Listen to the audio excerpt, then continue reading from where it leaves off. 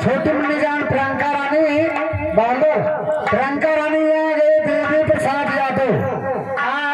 देवी प्रसाद यादव जी की तरफ से 10 रुपये का शानदार पुरस्कार कलम्बन इनाम में आया। और साथ साथ में देवी प्रसाद का कहना है कि नहा है तो बीच धारों में नहाओ, किनारों में क्या रखा है। क्या भैया मोरे बांधे हैं देख लो।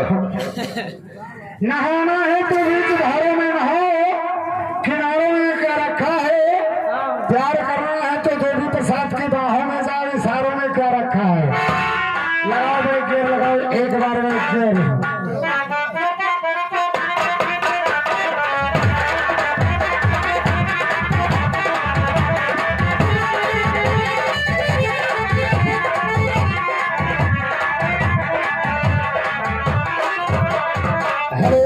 एक विशेष सूचना, दामर भैया उर्फ हनुमान डीजे